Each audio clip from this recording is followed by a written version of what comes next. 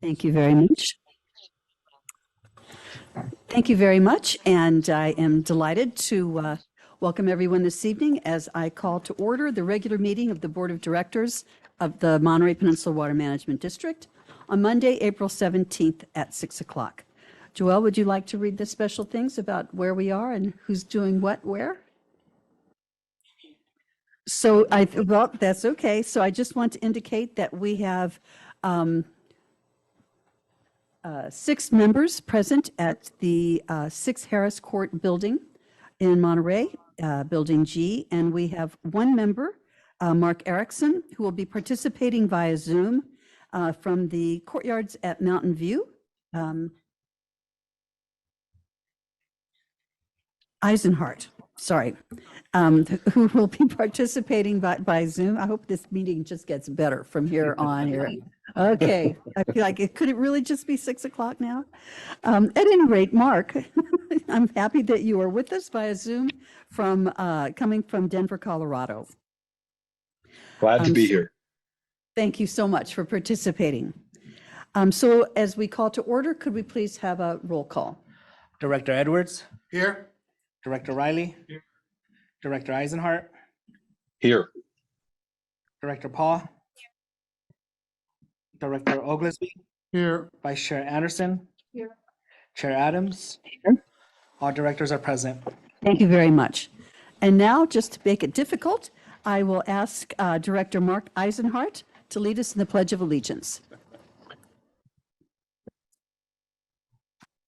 I pledge allegiance to the flag of the United States of America and to the republic for which it stands, one nation, under God, indivisible, with liberty and justice for all. Remember doing row, row, row your boat in music class as a kid in the round? I think that's what we just did. Allegiance in the round. Thank you.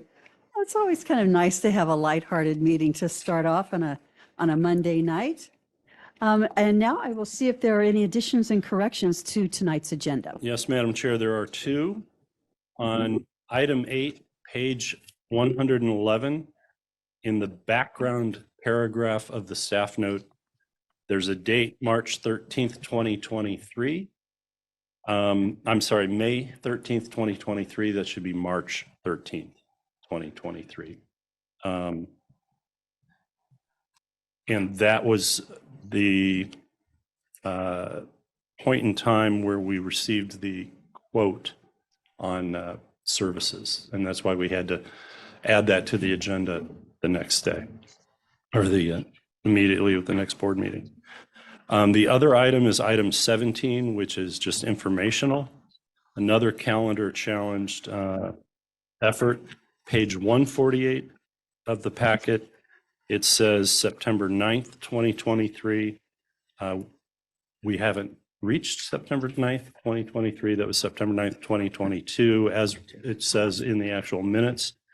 That was the last meeting prior to the Water Demand Committee meeting that we had a couple of weeks ago, and those minutes are not produced yet. And I know Director Eisenhart had a question about those minutes. So those are the only 2 minor corrections, both dates. Or years, I guess. No, month in the first one and year in the second one. So I want to be especially careful.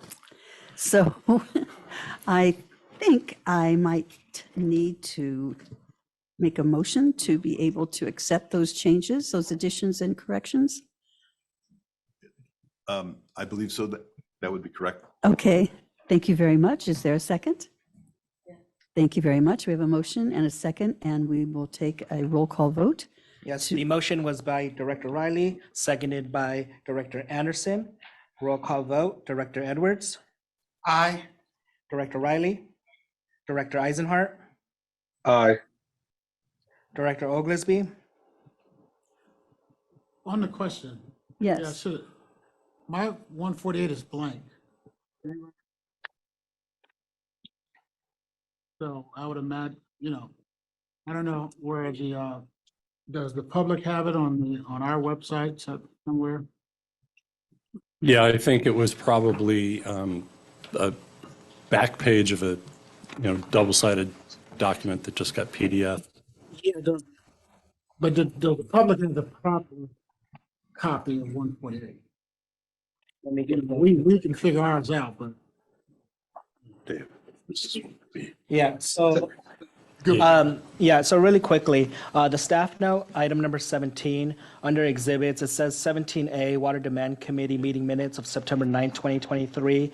2023 should be stricken out, and should include 2022. And then, Yeah, and Joel, I Yeah, and totally that's on page butchered the other one. that's on page 148. Well, The other this one- is, Joelle, this is Director Yes. Eisenhart. I actually have that on 147. I don't know. Right, 148 is a blank page. It's just, 147 is a blank page. no, 148 is, so. Yeah, right. I think 17A is page 149.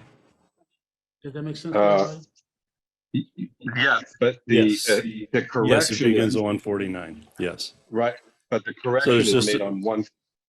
I'm sorry, General Manager Stoll. I think the correction is made on page 147, where at the very almost bottom of it, it says 2023. Yes. So it's in the staff note itself. The minutes are correct. And the blank page is just somebody ran it through two-sided and got the backside of a page. So it, Through the chair, but we're not missing anything. you are not missing anything.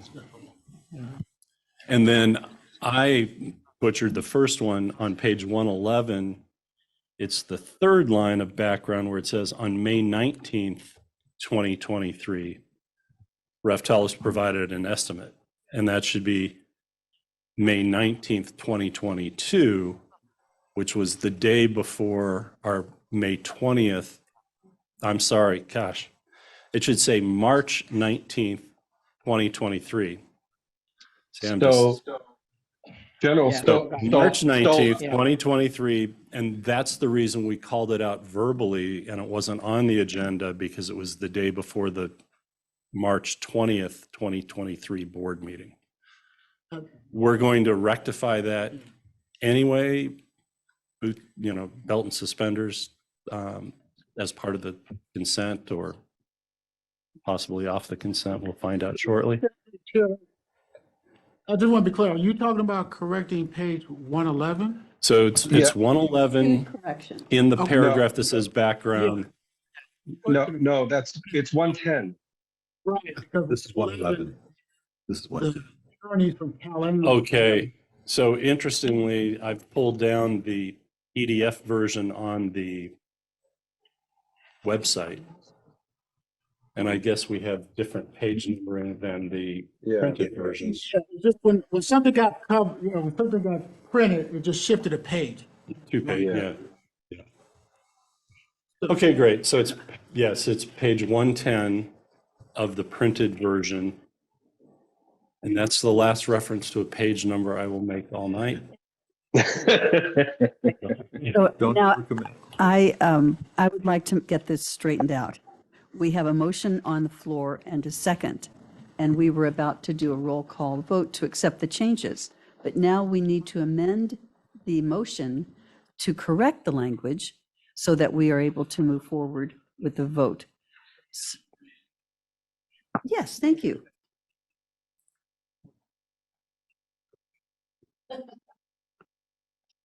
Excellent. That works. Thank you very much. And since we've all recording everything here, I think that works. Okay, so your motion then is amended and the second holds? Who was the second? Restated. Yes, but, yeah, and yes. Okay, and so the second holds. Okay, all right. Now, if we could please have a roll call vote to accept the additions and corrections to this evening's agenda.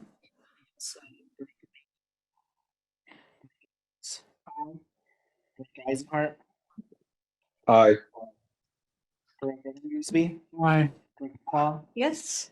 Chair Anderson, Chair Adams, Aye. the motion carries. Thank you very much. Okay, this has really been interesting. Okay. And now we will go to oral communication. If there is anyone who wishes to make comments on anything that is not on today's agenda, this is the time to do so. And I would allow for 3 minutes to anyone who wishes to make, any member of the public who wishes to make any comments on anything not on today's agenda. Is there any member of the public who wishes to make comment? Yes, we have one raised hand. Okay, The number in 902, I've asked you to unmute and you may identify yourself for the record. Thank you. This is Nina Beatty. Last month on the 23rd, I wrote to CalAm and requested a list of all the chemicals, microbes, and other substances that they test for in drinking water for the Monterey District, specifically for Monterey Peninsula customers. I wrote to Evan Jacobs and copied Jonathan Lear.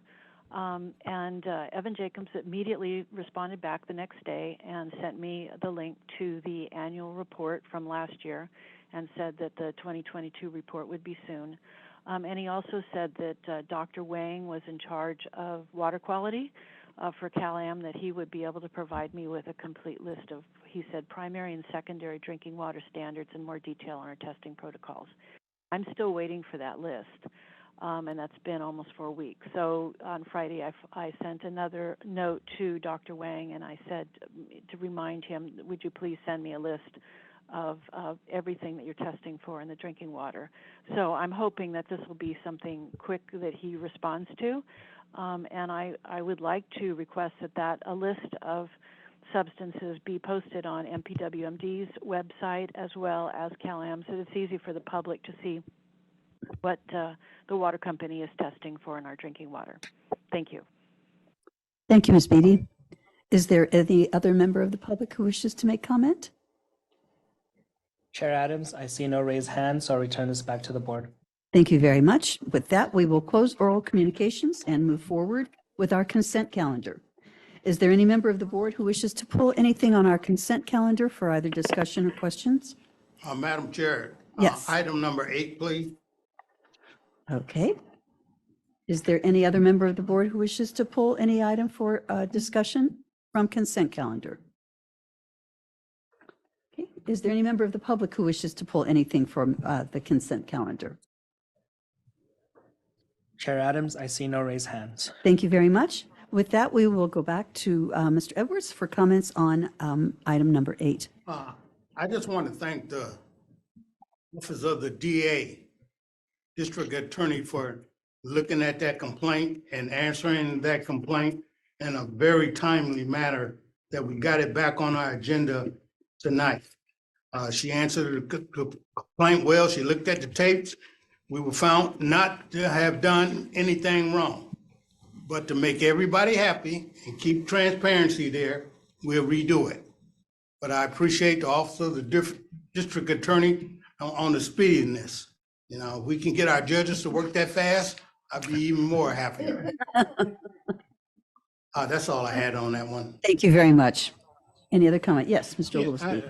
I had the same thoughts, but I want to thank our general counsel, district counsel for making sure that there was nothing there for the DA to grab hold to. And I did like the way all 3 lawyers positioned themselves. I like the questions from the CalAm lawyer, and I like the way the DA answered them. But we were in that position because our district counsel put us in that position underneath the leadership of the chair. So thank you.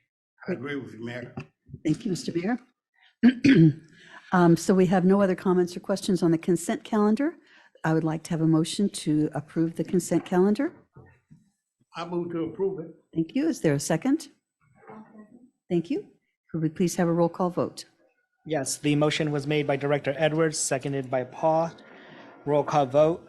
Mayor Oglesby, Aye. Director Edwards, Aye. Director Riley, Director Paul, Yes. Director Eisenhart, Aye. Vice Chair Anderson, Yes. Chair Adams. Aye. The motion carries. Thank you very much. And with that, we will close consent calendar and move into our general manager's report.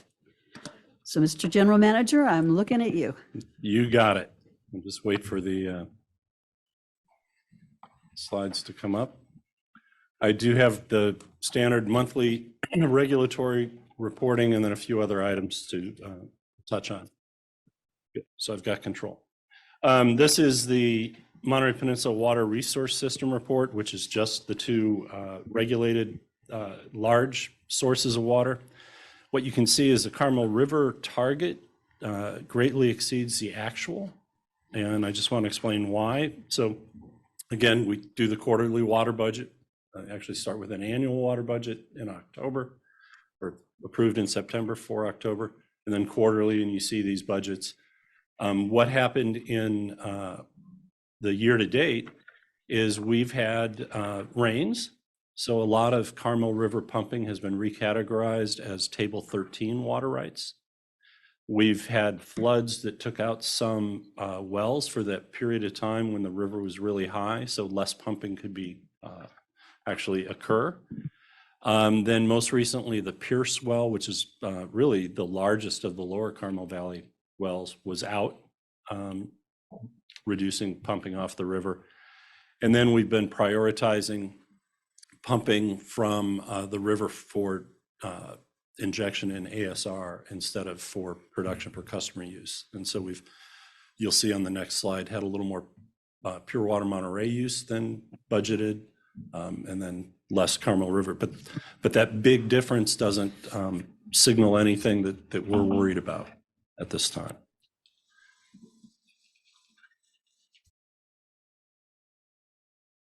I guess I was only good for one slide. There we go.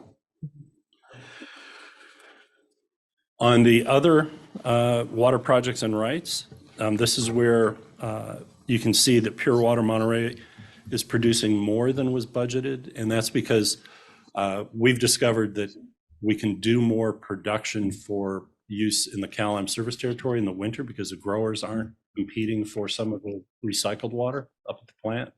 So we've been running the plant, Monterey One Water's been running the plant at some of the highest capacities that it's ever performed in 2+ years. So that's a positive. On the Table 13 side, I've already mentioned that, we budgeted 0, assuming it might be a dry year again. It's a wet year, so we get to, under a different water right, Cal-Am can call some of that Carmel River pumping to be under this right. And then Sand City, we did see 15 acre feet in March, so that's a positive as well. On production for customer service, which again is a measure of demand, I'd like to say that the rains have reduced irrigation, but it's really been spotty across all the months. In the first 3 months of the year, October, November, December, this year was less than last year in usage, but then along came January and we were higher. And then in February, we were significantly lower, even though last February was dry and there was more irrigation. So it's hard to say that what we're seeing is all due to the rain and usage patterns. But as you look at water year 2022 in the lower right-hand corner, you can see that year to date, we are 60 acre feet better than last year. So I'd like to say that demand is probably pretty flat. There's less irrigation in the springtime because of the rains. On rainfall, the blue is the current year, the red is the long-term average. We're at about 34.5 inches through April 1st, and that's 168% of long-term average. And I'll show you a couple of other things here. This is the blue being daily and red being cumulative, and the red axis is on the right-hand side. That's the total that I just mentioned, the 34.5 roughly inches to date. What's interesting is that places us right now, comparing to full years, as the 4th wettest year on record. That's about 120 plus years worth of data. The record was 1998 at 46. So, we would have a long way to go to break the record. The 3rd place was 1969 at 36.8. So that's still within our sights, something to think about. However, in April in 98, we got 4.1 inches, same in 1983, and 2.1 in 1969. And you can see April, which is the blue bars to date, very, very little. So it's unlikely, unless we get pretty huge rain event next week, which isn't in the forecast, that will, break those records. And then finally, 98, which was the wettest rainfall total, they had 2.5 inches in May, whereas every other year had negligible amounts. So it would take a couple of, big weeks here to finish April, and then a wet May to really move the needle, if you will. But you can see where we stand. The orange dotted line is year to date, and we are solidly within the extremely wet category. What that means is 87.5% of all years are drier than the extremely wet years. So we're in that 12.5% exemplary category in wetness. And frankly, if the year ended today, we're well within the extremely wet. On stream flow, you can see that January and March exceeded the long-term averages. And you'll continue to see, I think, stream flow will exceed the long-term averages for the next couple of months because it's so saturated out there. And then finally, aquifer storage and recovery. This summary, the orange bars are the daily totals, and their daily injection is the right-hand axis, and the blue line is the cumulative. As of yesterday, we were at 1,065 acre feet, which is pretty good. But you can see those white gaps. The line right at about between the 12 and the 14 on the right-hand side, that would be a really good day. So if the yellow bar reached that 13, little over 13 acre feet per day, that's what we were shooting for. And the first kind of white shortfall at the end of February and early March was when they were testing the new pump stations. There were some leaks detected, and in order to keep tank levels secure for fire flow and safety, we backed off the pumping for injection. And then most recently, you can see basically the first couple of weeks of April, we had backed off quite a bit, and that was due to the Pierce well being out of service, and so not enough capacity to pump to serve both customers and injection for ASR. So it's not the best we could have done by any means, but we are back at 3,000 gallons per day as of roughly yesterday, which will get us that 13 acre feet per day. So we've got probably another 30 days of injection without rain. And if we get some more rain, we should be in pretty good shape. So that concludes this report. I do have a couple of other things I want to highlight for you. On Pure Water Monterey, I think most of you know that the water purchase agreement was signed between Monterey One Water, ourselves, and California American. And we are moving forward with construction bid packages will be advertised as of today. And we expect award at Monterey One Water's board meeting July 31st. And then following the award, we'll see some dirt turned over, and we'll know that we're building the project, and we'll begin focusing on what that means regulatorily. Our focus right now is securing the $42 million of grant monies that we've secured. I did let the aide in Congressman Panetta's office know that we did sign the water purchase agreement. They were of concern that some of the federal monies would be of risk, and so they're happy for everyone here on the peninsula that water purchase agreement is signed. We will be finalizing, signing, and then executing the agreements for all these grants, hopefully in the next couple of months. We've been in communication with our grant people for the $4.8 million through the governor's budget and the 11.94 through the Department of Water Resources, and we look pretty good. We've signed one agreement, the DWR agreement, and we're still waiting on final agreement with the State Water Board for the 4.8. So our piece of this is moving along, as is Monterey One Water's. And then finally, the expansion should be complete during 2025, probably third third quarter, maybe fourth quarter, depending on construction issues, but we're targeting the end of 2025. So that's moving pretty well. I also wanted to touch base on a couple of guest opinions, editorials, a couple of issues that have been raised, some emails that have been sent to you as a board with respect to Measure J, just a couple of issues. Somehow,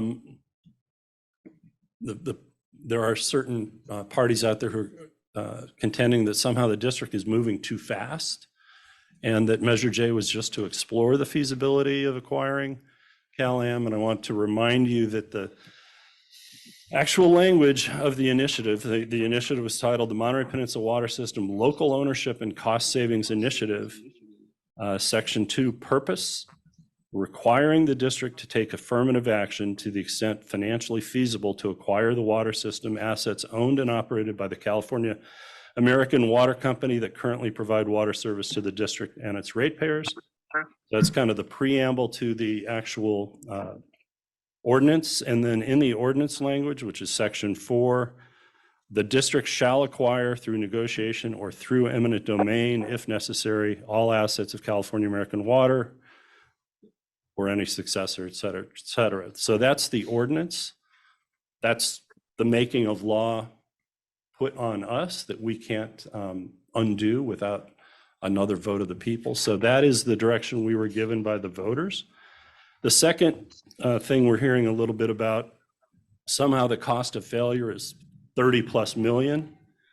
And the district hasn't disclosed this risk to the public and other fictions that are out there. So I'm reminded that at several points we had PowerPoint presentations as to what the exposure would be.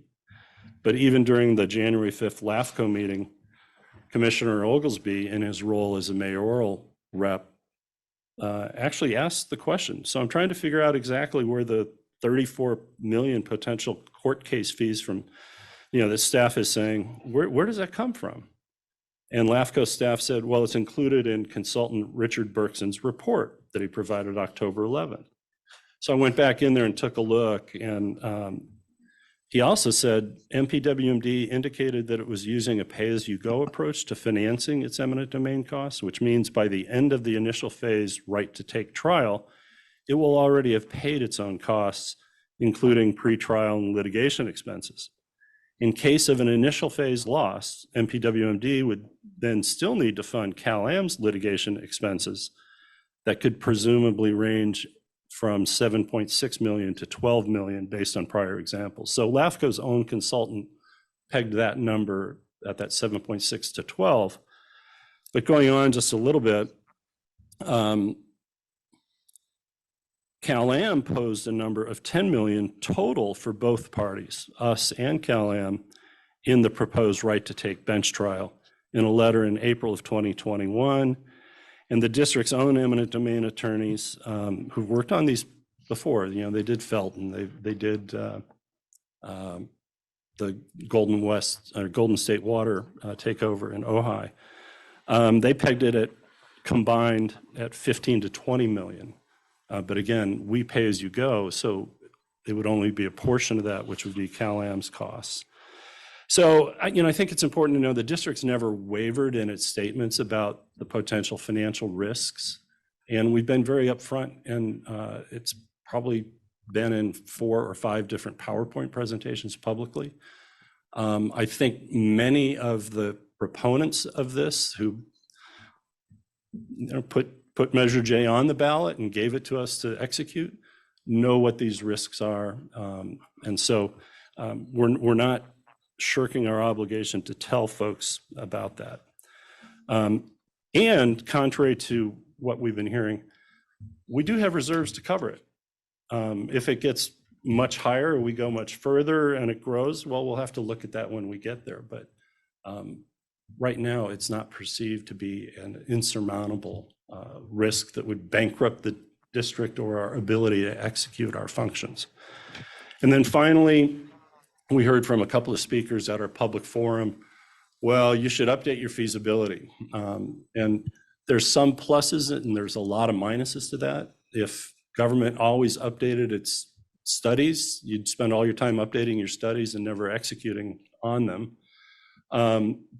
But the 60,000 that you just authorized or reauthorized in the consent item is in fact for a rate study based on the current projected appraised value of re-examining if it's financially feasible. Will rates be less by a lot, by a little, or the same, or exceed? And our test for financial feasibility is that there would be savings to the ratepayer. So that's what that purpose is, so that you will have a chance to know where we stand when you make your next set of decisions. So I think everything you're reading or receiving in your inboxes is a little bit either folks who haven't been following it for 4 years or folks who just want to instill a little bit of concern in all of you and the constituents over our ability to get this thing done.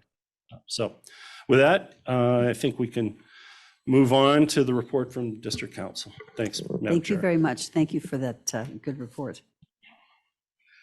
Good evening, Madam Chair, members of the board. Before I get to my report, I'd like to introduce to you a member from my office, Michael Laredo. And many of you know him, but he has been practicing law out of our office since 2017. You're going to see him from time to time because I want him to become more well-versed in water issues. The one question that has always arisen when we have more than one attorney attending, and I assure you that we are not double billing, and that unless there is a specific focused reason for him to be here on something, that there will not be a separate bill for his attendance. But thank you for this opportunity. Now, actually turning to my report, I'm reporting on agenda item CS2 from the March 20th meeting. What is CS2? That was a conference with legal counsel concerning the Monterey Peninsula Taxpayers Association lawsuit against the Water Management District. We characterize that as MPTA for Monterey Peninsula Taxpayers Association 2 because there are a multiple number of litigations brought by MPTA. Earlier this evening, you actually approved the minutes of that meeting, and I'm going to read to you what those minutes are as my report out of that session. And on page 10 of your board packet, it states that the following action was taken in closed session on CS2 on Monday, March 20th, special and regular board meeting. A motion was offered by Director George Riley with a second by Director Karen Paul. The board authorized staff, general counsel, and special district counsel Michael Colantuno to prosecute an appeal of the March 3, 2023 order and judgment in MPTA tendered by Judge Carrie Panetta. The motion was adopted by a roll call vote of 6 ayes. Those in favor were Edwards, Riley, Paul, Anderson, Adams, and Oglesby. 0 noes, 1 director, Director Eisenhart, was absent. That concludes my report. Thank you very much, District Counsel. We'll move forward and go to our director's reports, including AB 1234 reports on trips, conference attendance, and other meetings. Does anyone have anything they wish to bring forward? Yes. Thank you, Chair. Just a couple of things. I attended Seaside City Council meeting the first week of April, give a report on our April 3rd meeting. I also listened to the Monterey One Recycle Water Committee. And that stated what the general manager stated. They're going to put some bids out coming up. Other issues that they worried about is some of the grants still need work to be done on them, like and the easements and for the wells and stuff. And those grants can't have to be completed with all that information in it. So Monterey One is working on negotiating with the cities on that issue.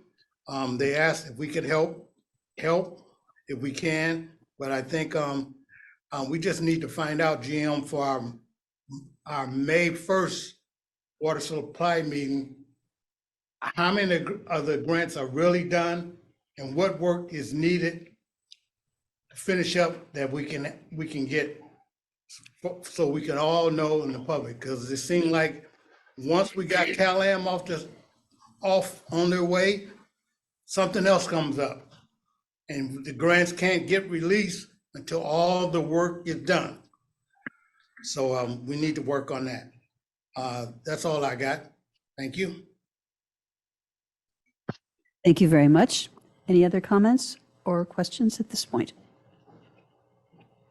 Okay, seeing none, we will accept item number 11 and go into our first action item of the evening, which is item number 12, and it will be to consider adoption of the district's strategic goals and objectives for 2023. Yes, thank you. Just a reminder to the public that our board had a strategic planning session on March 31st. It was 4 meetings on 4 separate topics in a 2-week period. So our board's been very, very busy. But this strategic planning session, I thought really took off.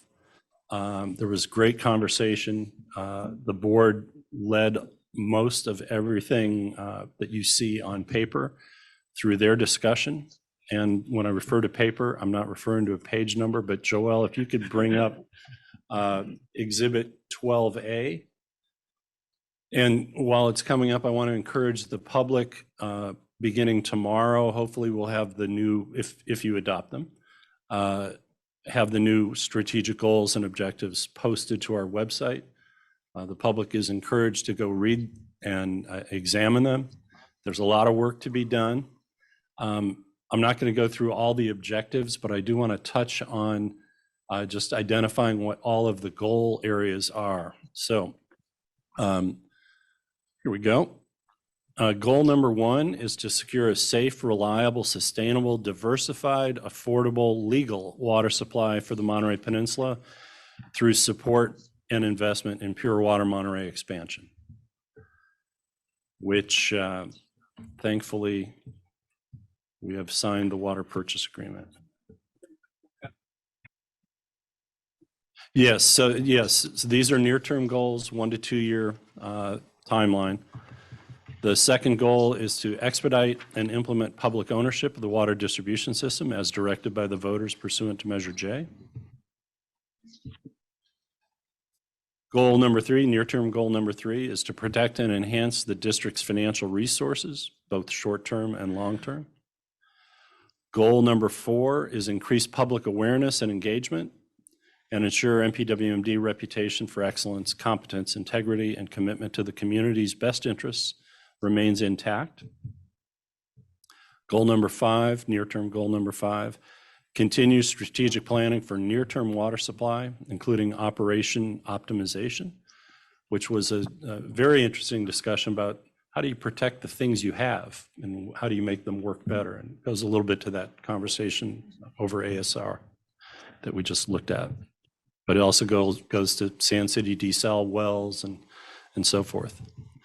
And near-term goal number 6, focus on organizational effectiveness and planning for the future,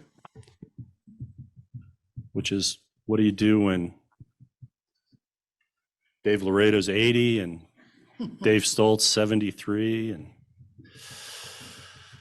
and then we have a few longer term goals. Goal number 7, longer term, is continue strategic planning for long-term water supply. Water supply planning will see the summary of the Los Padres Dam study, which is a long time coming. That's an issue that's going to have to get dealt with, and some other things. Seaside basin issues that we need to talk about. Goal area number 8, focus on clarity and customer-friendly process for permits, rules, and regulations. We continue to try to make our arcane rules and regs and ordinances somewhat customer-friendly. That's not always easy. And goal number 9, look at a new direction for the Carmel River Mitigation Program requirements. Obviously, Cal-Am is doing all they can to remain inside their legal right.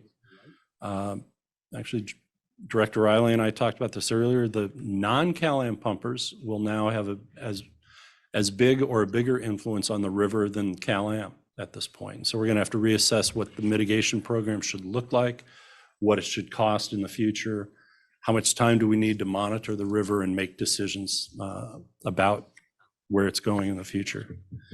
So that's it. 9 proposed goals with many supporting objectives, which are the roadmap for getting them done. Unfacilitated, I thought we did a great job as a team, and it was attended by several members of the public. I think we maxed out at 5 at one point and kind of carried 2 people through most of the process. So it was a good day. So, any questions?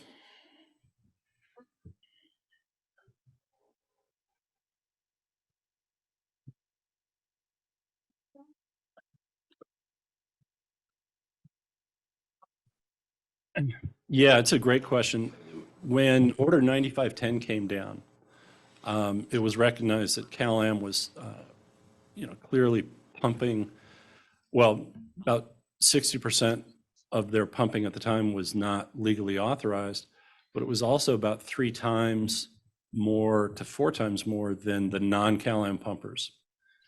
And so in the early 90s, kind of around that same time, when we looked at what we call the allocation EIR, we allocated water to all the jurisdictions, actually preceding Order 9510. We looked at several different pumping scenarios, and all of them ultimately were, they all had environmental effects that needed mitigation. So there was no like, oh, if you pump at this level, it's fine, no environmental impacts. And so we developed the mitigation program. We had a 5-year program subject to renewal. It was renewed, and then it became part of the budget process. And all of the state's orientation and the 4 kind of public interest lawsuits or notifications to the state about environmental degradation were all about CalAm. Well, CalAm is now down to their legal limit, about 3,376 acre feet per year.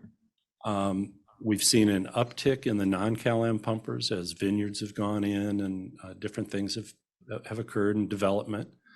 And so we are going to have to, as a group, staff-wise, look at those and say, all right, if the river continues to dry up in drier than normal years, then we have concerns. And the folks causing it are going to be, 60% non-CalAm pumpers and 40% CalAm pumpers. But what was learned all along the way in those, 30 plus years is it's a heck of a lot easier to get meaningful impacts when you go after the one big pumper. Trying to establish new regulations or mitigations for 1,000 individual pumpers, is going to be challenging, the old herding cats kind of thing, but also it'll be very unpopular. And so the Carmel Valley director and the supervisor, you'll hear most of it, but all of you will hear all of it, and so I don't think we want to head into it saying, oh, we need to come up with a set of enforcements. It's going to take a monitoring period to see what the impacts on the environment are of multiple years of reduced pumping by CalAm. And then if there are harms, then it'll be trying to define a program that you can mitigate for. But we have no intention of saying, okay, now it's on to the next group of pumpers, because I don't think when you really look at it, there's a difference. Most of the Carmel Valley pumpers are upland wells, but it's those who are on the alluvium, really pumping from the river, which flows underground in a known indefinite channel. Those are the ones that we'll have to look at for any changes to the mitigation program. So I think some of us probably have questions, and I know I do, and I want to ask you this. I'm very concerned that if we just let them go, that it's going to be not dissimilar to what we're facing in the county with the short-term rental program. And it's very difficult to put the horse back in the barn, so to speak.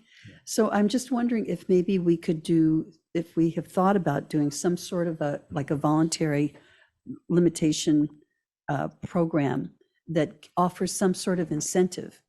And I don't even know what that incentive would be at this point, but so that people would be conscious and start already doing their own kind of, just keeping track and being conscious. And I don't want to say policing themselves because it's not quite like that, but self regulation.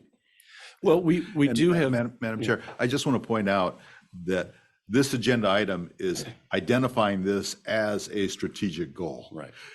So You're we should now come taking a back. deeper dive into saying, what could those goals be? The goal is to look at the new direction for the mitigation program.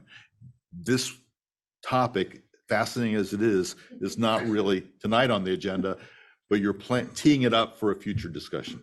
Thank you very much for reeling me back in. Does anyone else have something that's clearly not off the panel, off the charts as I was, to make comments? Yes. Strategic planning went really well. With Dave facilitating, we didn't have an outside facilitator, and I'm very impressed with how we worked together. And I'm happy with the goals that we came up with. I was pleased that everybody really was engaged. I Yeah. don't think anyone was sitting around, on their phone or anything. I feel like everybody was really engaged. Well, with what it I'll was. be honest with you. You guys parsed some words, which, words have meaning, and you usually hear that from the attorneys in the room. But, it's like, no, what I mean, somebody would say, no, what I meant was this when I wrote that one, and what you're saying is this, and I think they're two different things. And so it engaged you to kind of sort of, well, what do we mean? And, what's it going to be? So that was good. I remember somewhere around noontime or whatever, we were in the middle or 2/3 of the way through. I remember suggesting that maybe we're done here. Almost to, unanimous opposition to that idea. Great. Yeah, I actually thought some of the best conversation came right after lunch, so. That really was very good, very interesting when we were sort of a working lunch.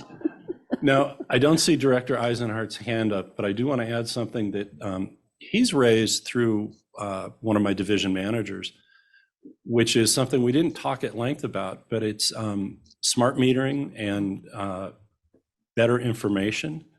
And I don't know if Director Eisenhardt, you want to say anything, but I think we're going to make it a priority of the Water Demand Committee to better understand what's happening with AMR, because they were supposed to roll out, and Callan was supposed to roll out a whole program under the last rate case for advanced metering infrastructure. And in the current rate case, it seems to now say that, no, we'll just replace meters on the regular schedule, but they'll use cellular linkages. We've promoted a couple of programs that you can do flow meters in your own home, but this idea of information technology and giving the consumer greater real-time information is something we need to get a little smarter about what's really happening, because I think that there is a potential for it to go too slow or not have enough real-time metering information. And so it's not in here. We didn't discuss it during the strategic planning process, but afterwards, when Director Eisenhardt brought it up, I'm like, well, that is kind of a big item that we need to look more carefully at. Yeah, I don't mind commenting. Go ahead, Mark. Oh, Yes. thank you. So before I comment on that, and thank you, Dave, for bringing that up, I just actually want to highlight one of the goals, because I don't want the public or anybody to think that this isn't important. And I know it is for everybody. It certainly is for me. It's goal number 4. And that's the one that says increase public awareness, engagement, and ensure the district's reputation for excellence, et cetera. And if you look at some of those objectives, while it's not,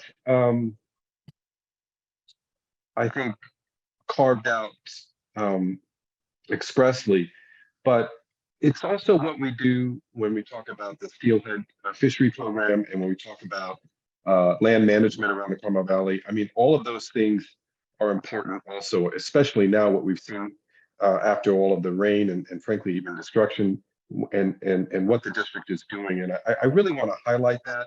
I don't want anybody in the public to think that that's not an ongoing goal. And there are members of the staff of the district, many who do so much in this area. And I just really wanted to do a shout out there and let them know and the public know that I think that's very much a part of our overall and continuous goals and objectives. Going back to smart metering. So I, and I don't know, maybe Director Edwards might get a chuckle, but I have been saying recently that this is a burr of my whatever. I'm really focused on this, and I want to say this as we've discussed in the water demand meetings. I don't know if the technology is there yet. I want us to investigate it. We've had some preliminary sort of banter over this, but yes, because of the tiered rate increases that we have, and they're not gradual. If every ratepayer had an app on his or her phone, right, that gives them a warning that you're about to go from tier 2, kind of painful, to tier 3, sell some real estate so you can pay your bill, that would be great. That would be great. And I think that that is probably could be a very powerful and effective tool in curbing, demand. That we have this real-time awareness with an app on our cell phones, right? Which is sort of a step above, it's you take it not just from the meter, but to your phone, right? If we could get that, and I just think, I always say, if you can send a man to the moon, we could do fill in the blank, and this is the blank. I think we need to do that. And I'm going to be hopefully not terribly annoying, but I'm going to stay on this. It's a big deal for me. Thank you very much for your comments. Yes, I'd just like to say, if we're going to carry this discussion further, it seems to me the first step would be for us to know what CalAm is doing in terms of AMR. So first step, I would suggest that staff prepare, brief the board at a future time on what has CalAm done so far with AMR, and what is it planning to do in the near future? Yeah, we'll keep it at the Water Demand Committee level because I think it'll be a couple of reports. I'm very interested to see how their trial went. For several years they've had, you could opt into a program where there'd be greater data accessibility, but I don't know how deep it got. So it's something that we're going to try to get smarter at. And I notice, Chris Cook is on, so he and I will have a discussion, or it'll be part of his staff and our staff. But yeah, we do want to find out what the capabilities are. Thank you. Yes, Supervisor Anderson. Director Anderson. Yeah. You're turned on. Okay. I think it's a great idea, at some point, depending upon where we go with Measure J, we are going to could be the organization that is delivering the water. And I know that a lot of people don't, right now, if they find that there's a huge amount of water use that they weren't aware of, they don't necessarily believe CalAm when they tell them, well, you've used however many gallons more than you're supposed to be using, than you used to use. So it would be a good idea for another reason for us to get on top of it, because then people can be in charge of their own use. Yeah. And know what they're doing, and know when they have, besides getting into tier 2, know when have a leak and there's something underground that's broken, or a rat chewed on it or whatever. I know we've all had those kinds of things happen. So I think it's a good idea. And if I may, just one more comment about the the session that we had at Asilomar, the other thing I really liked about it is that we were all talking to each other rather than just having a question from the facilitator and talking to the facilitator. It really allowed us to just hear each other and talk to each other. And that was wonderful for me. That was really great. Got to know people and hear how they think and, you know, do some group work. Yes. I just want to know how we're gonna budget this coming up. If we gonna, not talking about it tonight, but each committee ought to get that budget and see how we're gonna do on it. It looked like we got 2 years, to do some of this stuff. I don't know how long allocation EIR would take, but I like to get one done and get it done correctly, that we're not being tried in court on it. So we need to get moving and take our time and make sure we can plan it out. So I know next month is budget month, so we can start budgeting and all know have to be in that budget right there. It's 2 years running. We got to cut back a little bit on some of this stuff. So, thank you. I very much appreciate that. I just want you to know that there's been some discussion over here about not needing an EIR for the allocation process. So there's going to be some Well, I like to see us discussion. we got people out there that's looking at us, and if we don't do one, I think we're gonna be in court or something. So I hope it's good, because it's been, what, 10, 15 years before one was done. So let's keep up with the times. Good comments. Anyone else? Is there any member of the public out there who wishes to comment on this item? Yeah, we do have some hand raised and screen.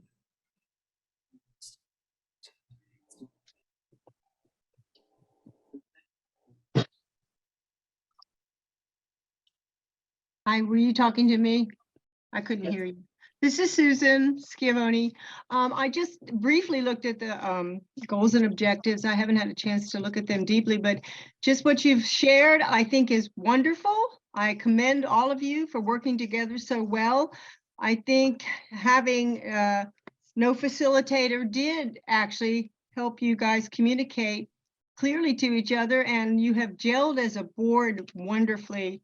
And I'm very happy to see these goals. And I was especially interested in number 5, talking about climate change, because we are in the midst of it and we need to learn resilience and how to face that in the future. And I just want to thank all of you. I think you did a great job and I hope you can pull all this off. And I support you 100%. Thank you. And next speaker. Adams, I see no green hands, so I return back to the board. Great. Okay. Thank you very much. So as I bring it back to the board, we are to consider adoption of the district's strategic goals and objectives. So I believe that it would be appropriate for us to have a motion and a second to move forward with this. Thank you. Is there? Thank you. We have a motion and a second. If we could please have a roll call vote. Yes, so the motion was made by Director Paw, second by Director Anderson. Roll call vote, Director Riley, Director Edwards, Aye. Director Eisenhart, Aye. Director Paw, Yeah. Director Oglesby, Aye. Vice Chair Anderson, Chair Adams. Aye. The motion carries. Thank you. Thanks. This is a very exciting step forward. I too just share the pride that I think all of us sort of feel in ourselves. It was really well done. And thank you, Dave. You did a super job as leading us. You did. I think you had a whole lot to do with why it was an easy discussion for us. And Joel, absolutely. He's our, That's right. It's a- We've declared easels and pens officially dead. Yes. No whiteboard. well, thank you again. I think it was really a day well spent with that question. Thank you so much. Okay, and now we will close item number 12 and move into item 13, which is a discussion item that we have on the report on the rescission of stage 2 water conservation in response to executive order. I'm pleased to report that this is our last item. but I'm disappointed to report that you will not set the record for the shortest meeting in my 12 years by about 6 minutes. So. Stephanie Locke. Stephanie, are you going to take this one, or you I want would me be to? happy to. Okay. A very quick staff note for you, or staff report for you. On March 24th of this year, Governor Newsom issued Executive Order N-523, which rescinded some of the paragraphs that were adopted last year, which directed water suppliers to implement level 2 of their water shortage contingency plans in response to the drought. The district proactively triggered stage 2 of our water conservation plan. And essentially stage 2 doesn't really change anything other than increase the amount of public outreach we have telling people to save water. But stage 2 automatically sunset without further action of the board when the regulatory order was canceled. So all of our water waste restrictions remain in effect. And in our board packet today, we had a list of some of the things, such as water must be served only on request in restaurants and food service areas. And there should be notification on the table of that requirement. All leaks, breaks, and other malfunctions in anybody's plumbing must be repaired within 72 hours of notification that there's a leak or acknowledgement that there's a leak. Drinking water used for irrigation or other outdoor purposes must not be allowed to run to waste, and multiple other water waste restrictions. We do have staff that are out and about and driving around and will notify people if they see water waste occurring. We also have a button on our website for people to report water waste when they see it occurring, and the district and CalAm will go out and check and make sure things get fixed. So at this time, we just have now stepped back just a little bit, so we're not going to be as actively promoting saving water, but we always are actively promoting saving water. So there's really no change, but we do have to take the action to step back.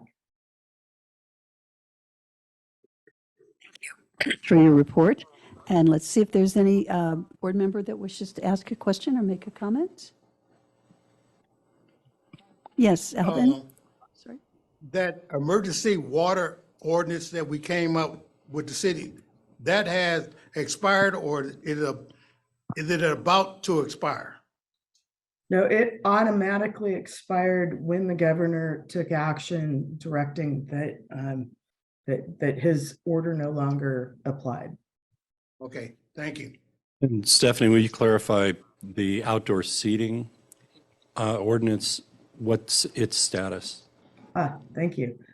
So last year and the previous 2 years, the board adopted an urgency ordinance that exempted or basically suspended the district's requirement for permits for outdoor restaurant seating in excess of half of the permitted interior number of seats. Essentially, if a restaurant had a water permit or was legally entitled to have, say, 50 restaurant seats inside, the district does not get involved if they have 25 or less seats outside. But when the pandemic hit in 2020, we suspended that requirement or that rule and allowed them to put as many seats outside as they wanted. But that ordinance expires April 18th. And at that point, we'll go back to the current rule, which is you can have half of the number of outdoor seats as you're allowed to have indoors. And if you have more than that and you don't have a permit for it, then you need a water permit from the district. What have we done to get the word out to the jurisdictions and the Yeah, restaurants? Good question. We're actually in the process of notifying the jurisdictions. the Hospitality Association, the Chambers of Commerce, and then we will also be sending out a notice to the restaurants about the change. And I think we'll take advantage of that communication to remind them that we have gone back from stage 2 to stage 1, but that stage 1 still includes a few of these things you saw in the staff note, like water service only when asked and so forth. So I think, we have two things happening that are independent of each other, but the timing is right on top of each other and they're related now, just because we're going back to the way things were and people kind of forgot, well, how were they? But the outdoor seating by design was hotly discussed whether there's an impact, and we determined there is no impact on water use up to a certain level. But there are those restaurants who got comfortable with it, and so we're going to have to police. So I think it's important to let them know that that's going away, but also that the rules for stage 2 and stage 1 are very similar. And as Stephanie pointed out, it was mostly just public outreach and enforcement that we increase in stage 2. So there were letters sent to folks irrigating. Oh, I can't remember the term. What was the term for turf? Non-essential. Non-functional. Yeah, non-functional. Yeah, that's it. Okay. We did send letters out. We did have a couple violations. We had a lot of water waste complaints, so that people knew that enforcement was up. But just reminding them that doesn't mean that you can just, run water off your driveway into the street and so forth. People need to be reminded. I think it's, folks here are so much more attuned to the conservation ethic than elsewhere, that it's not that hard of a reminder. Thank you. George? Oh, sorry. Mark, is your hand up? Yes. Thank you, Chair. Stephanie, would you be willing to also share with the board and the public that on the policing side, in addition to all those things you talked about, at least as an initial sort of response to non-compliance, which hopefully that's not even going to be an issue, we had some discussions about initially moving gently with, for example, restaurants or businesses that are perhaps tenants. Remember, the idea was we don't want to trigger some kind of a non-monetary default with a recalcitrant landlord, because Exactly. The Water Demand Committee met and talked about this. The concept is that as we transition back into our normal phase, we will be contacting management essentially of any non-compliant outdoor seating restaurant initially, rather than going full force enforcement on it, and giving them an opportunity to come into compliance. Obviously, if they continue not complying, then we will follow up, because ultimately our enforcement efforts are taken against the property owner. But I think our goal is not to come down with a heavy hand on this, but rather to get their cooperation. Thank you. Any other comments? Yes. I have just a comment. The one that I see the most often is a lack of the notifications on the table. That they should be asking if you want water, not just putting it there, because I'd say at least 50% of the places I go. And then if those people are also having a beer or something and they're not drinking their water, so that one seems to be very low on the degree of what's important. I would greatly appreciate it if you'd let me know if you go to a restaurant and get served water without requesting it, and we will contact them and educate them. I'd wait till after you get your food, though. No, don't tell them anything. Just let me know. Once to this place that I go often, and the fellow said, well, I do what my boss tells me. Yeah, and there's a lot of turnover, and when you're an 18, 19-year-old server, and if you're told one thing you have to do is make sure those glasses of water are full, that's what you're going to do. Yeah. So it's hard. I mean, we're not going to name names tonight, but there's one restaurant it's printed on the menu, water served only upon request, and they just serve it. It's right there. And there's others, others like that. So.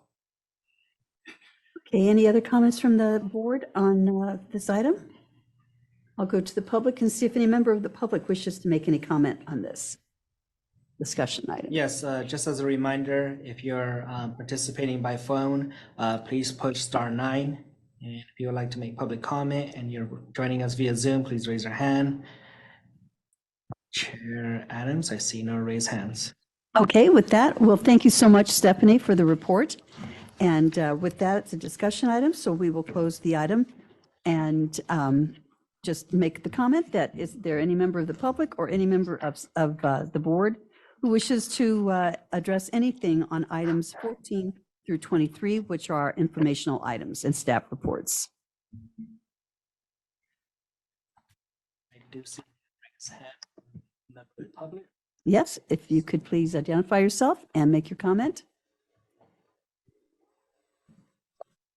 Melody, when you're ready, please present your comment. Melody Chrislock. My comment is on, I think it was item 15 and 16. The problem with the disinformation that some of the letters to the editor and op-ed writers, Ron Cheshire and John McPherson, have put out a lot of misinformation. And, the problem with this is that most of the, only less than 200 people attended the Measure J rollout.